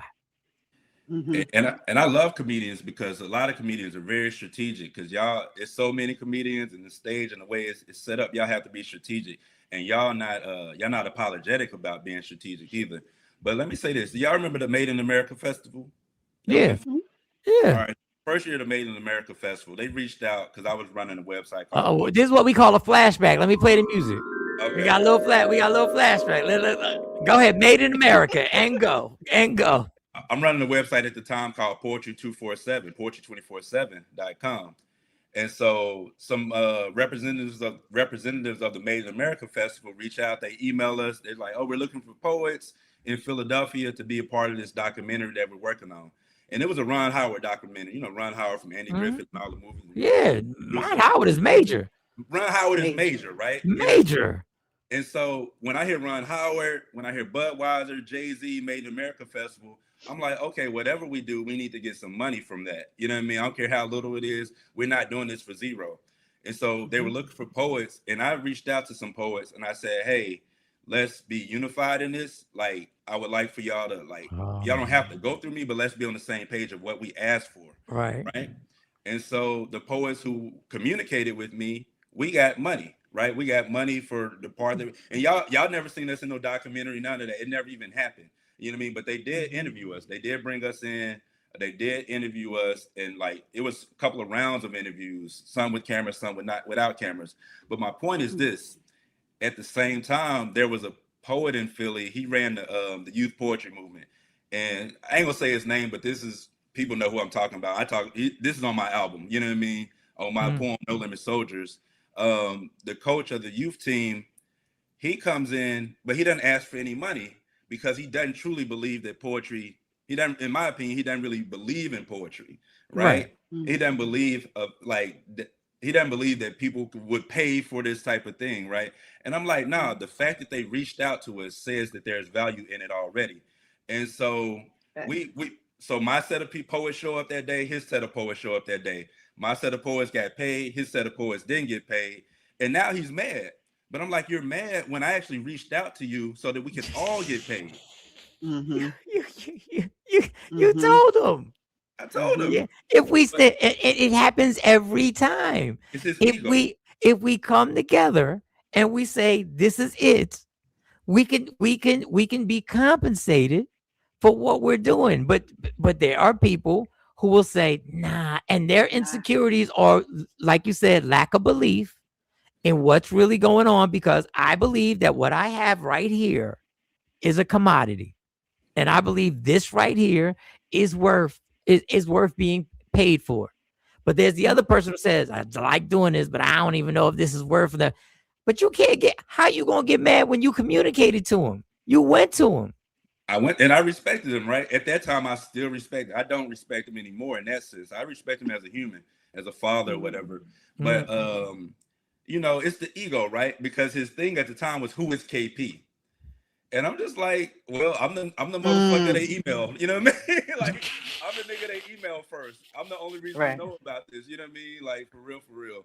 Like, I'm the person they reached out to. And that's a deep part, right? Because in running Poetry 24/7, they didn't necessarily see my face. My name wasn't on the website, right? I have an entity, right? It's bigger than me. And I same thing with Bree Love, same thing with my open mic.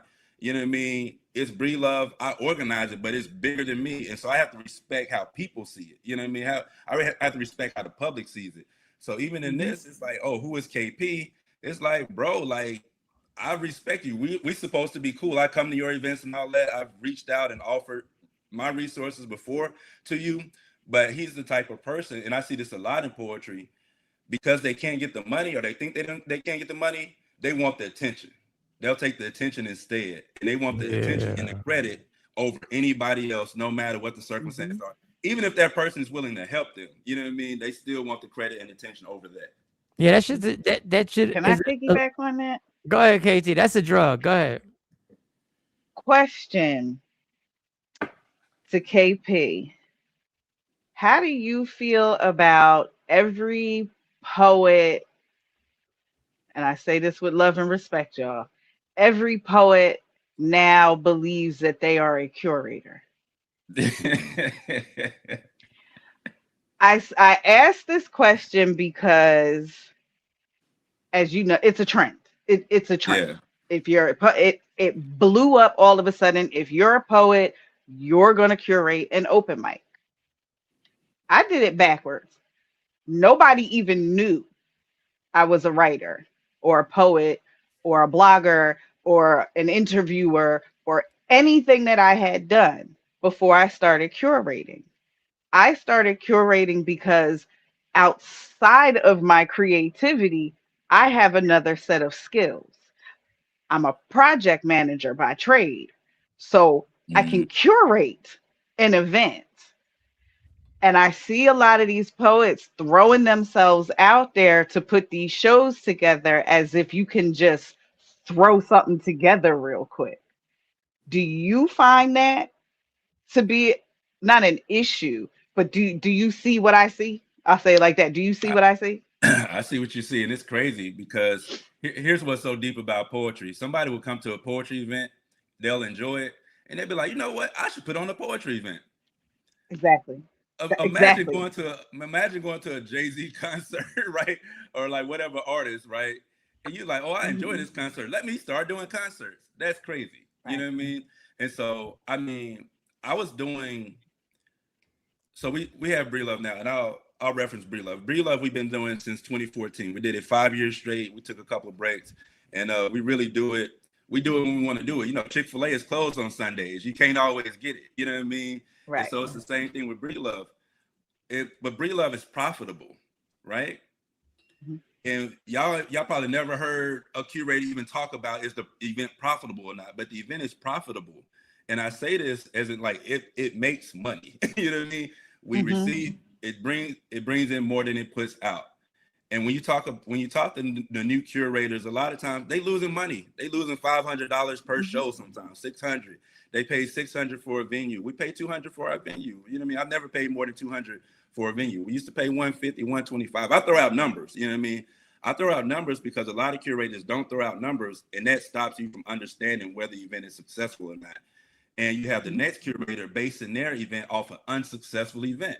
You know what I mean? Because all they see is like, man, they on social media, they on the flyer. A lot of people like their thing.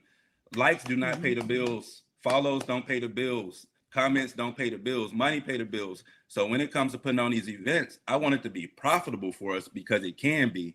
And it also pushes us to get an audience outside of who we already get. With that being said, I've been doing poetry events since I was in high school. I'm 42. I started doing poetry events in high school, making flyers, organizing, making sure we have a venue on campus, like our little theater or whatever. Organizing that, inviting parents out, inviting the students out, inviting the teachers out. That started for me in the 11th grade, right? So I don't start my own event until I'm 31, right? So I got more than 10 years of experience. I get my 10,000 hours before we ever do an event. So before I ever do Bree Love, I'm a co-host in Brooklyn. I'm a co-host in Norristown. I'm on numerous teams to learn how it goes. And so I hate it. I hate it that so many people feel like they can just pop up and do poetry events, because what happens is this, y'all. Somebody comes to their poetry event and it's their first poetry event. They don't like that poetry event, so they never come to any other poetry events ever again in their life, because they think that's how they all are. You know what I mean? So events that start 2 hours late, you know what I mean? It's like, come on, y'all, be professional, be organized. Some of this stuff we can control. And so I don't like that everybody wants to do a poetry event. I hate it. I think I've been very clear about we need less poetry events. Some of y'all should shut y'all events down. Okay, I'm gonna have some pushback on that, but let me just read some of the comments, because what you just said about them coming to their first event and not enjoying the event and maybe not going back. I think MCT me, I have never been to a poetry event before. Who here has, and did you have fun? Once again, if you're gonna go to one and you're gonna judge everything on one, I don't know what to tell y'all, because if that's the case, then if you go to one movie and you don't like the movie, you should never go to another movie again. So to me, a lot of people, when you go like, oh, I went to one, I'm never going back, you really didn't want to be there to begin with. Right. It wasn't for you, because you were looking And for they're a all reason different. not to go to something. I've never been to one poetry event and it was the exact same as another poetry event. So maybe you didn't like that one, but go try another one. Go to a different type of venue. It's a there you go. It's like churches. It's like churches. It's like everything. It's like everything. And I'll say this. I know you guys are like, I wish more people wouldn't have, more curators wouldn't create platforms. Now, for me as a comedian, I want people to create as many platforms as possible, because as an artist, I think a lot of reasons why everybody has jumped to social media, not just one of the reasons why everybody will get on social media and become a comedian is twofold. Once again, you can have an audience, and I would have done it too. If my career started now, I would have done it too. And number two, if it doesn't work out, if you post something and it doesn't get the engagement and it doesn't get the response you want, guess what you can do? You could take it down. See, when and I'm gonna say it, and I hate when people say this, when I came to a spot and I didn't do well, there was nothing I could do except come back next week and try and change people's opinion. I can't take down a post within 20 minutes and then act like it never happened. In New York, if you bombed in Brooklyn, that bomb went from Brooklyn to Queens, and you had to then fight your way back to get to another spot to actually. And the other thing I'm saying is, as an artist, you want more places to actually do a live performance. Like I can work on my material all I want. In the quiet, I can write it down. I can get my callbacks. There's just nothing that's going to equal me having to have live people in front of me. So I kind of like people trying to create their own thing, because I just want more rooms. Now, I get what you're saying, that some people won't do it professionally.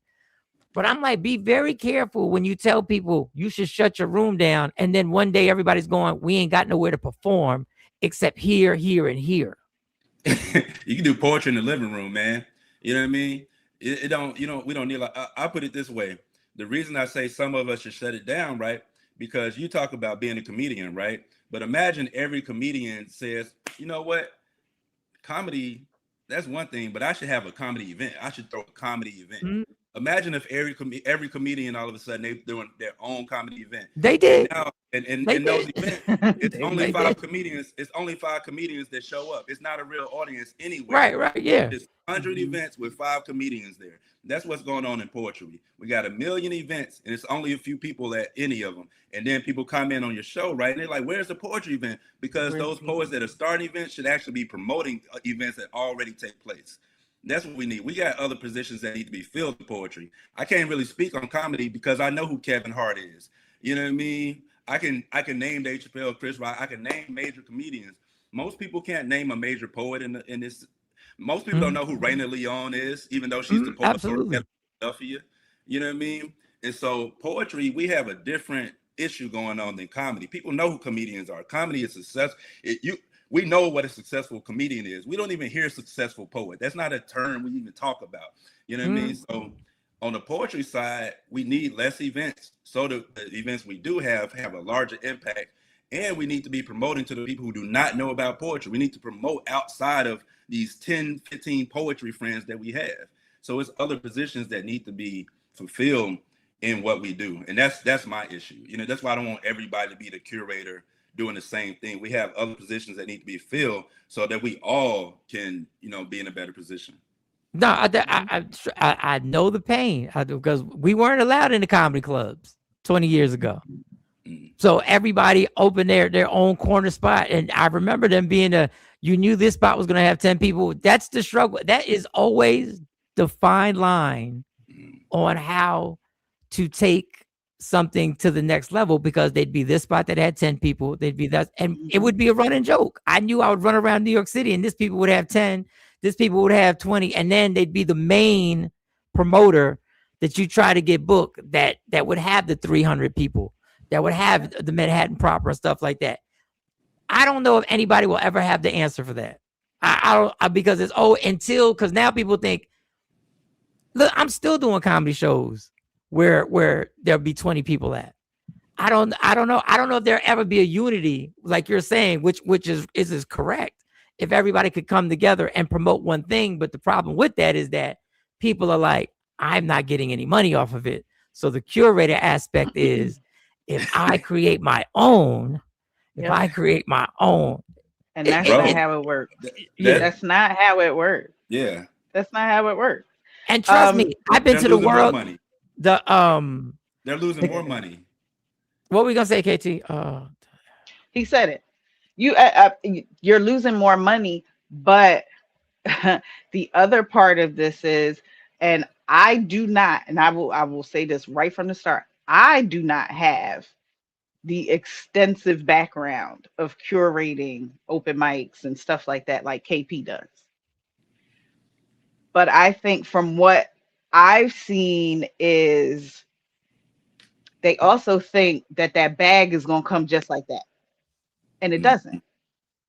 It takes time. We don't always get a bag, or we don't always get the bag that we want. Yeah. Now we have other entities to our show as well. And I've always been a stickler before I even had partners in doing this. My people are going to get paid first. I'm not looking to take nothing from this. I create a space, and that's what I enjoy. I create the space. People come, they might pay. I have DJs. I have a venue to pay. I was feeding people at one point. I'm trying to build a show. And in order to build that, you got to be willing to take a hit somewhere along the line first. So I think that's a part of it that kind of frustrates me a little bit when you see all of these random shows. Don't think you're doing this and it's going to be a real quick money grab, especially if you're not doing something that you intend to scale or have quality behind it.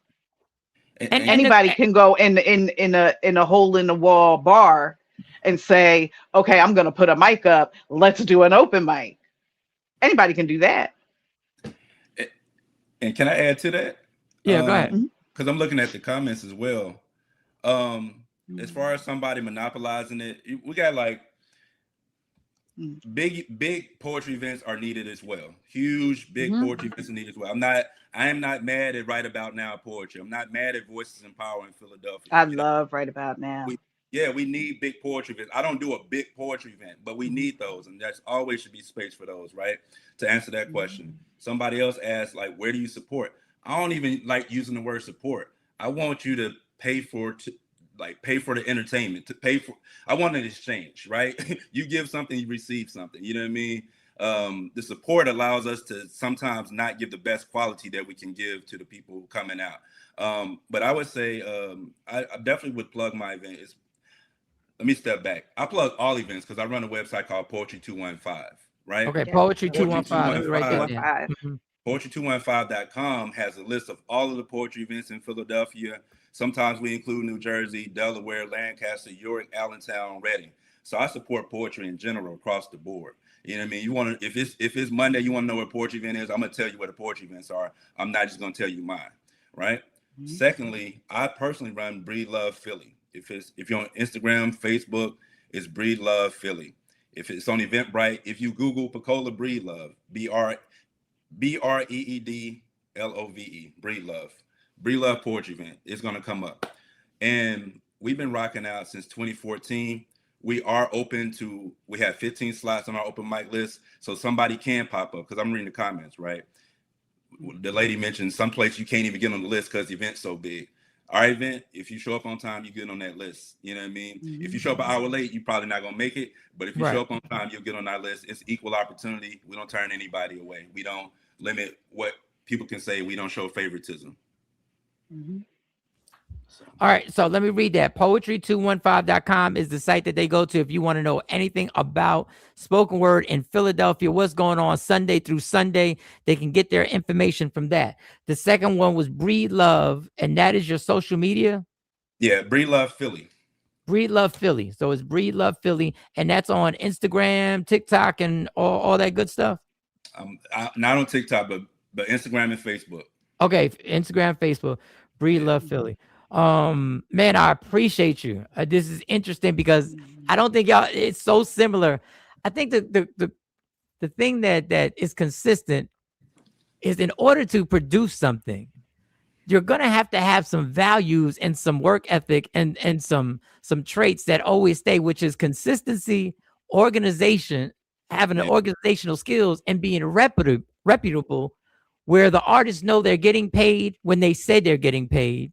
The people know it's going to start on time when it's going to start at 8 o'clock when you say it's going to start at 8 o'clock. And also that it's going to be here when you get something consistent. And that's the hard part. And listen, you got a website, Poetry215. That means that has to be refreshed, updated constantly.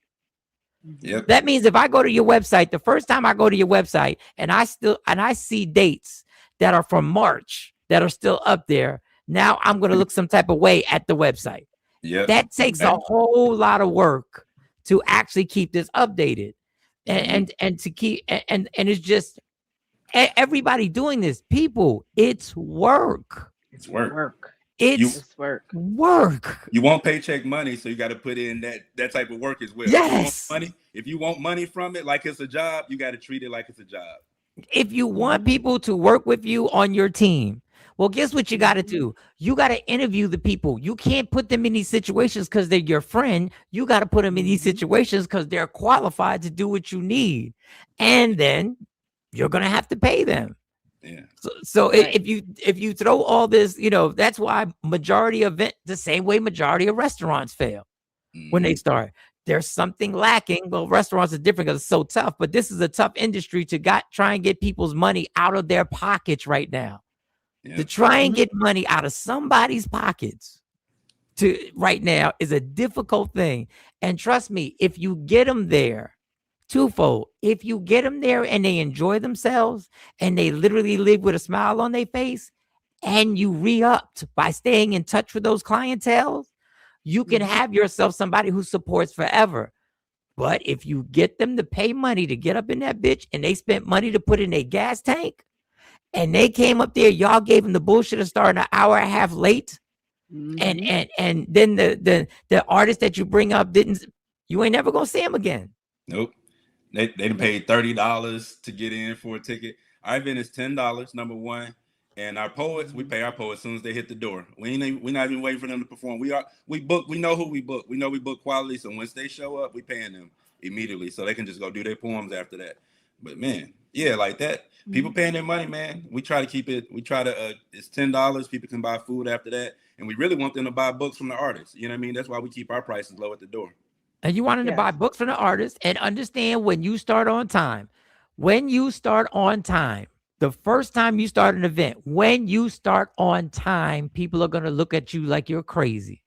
There are going to be people who are going to come in when you say at 8 o'clock, and at 8:30, you are halfway through the first hour. They're going to look at you like you're crazy for starting on time. And it's going to take, if you do it weekly, it's going to take a few weeks before the word gets out. Yo, you better get there on time because they start when they start. If you do it monthly, it's going to take a few months to get people, because we've literally programmed ourselves to, and I hate to say this, so I'm not going to be careful. We have programmed ourselves not to be professional, to expect when we support our own selves, we've expected ourselves not to be professional. So when professionalism happens, we are shocked. We're taken aback. And shit. Can I say one thing? Yeah, go ahead. Not to cut you off. I'm professional for my people, right?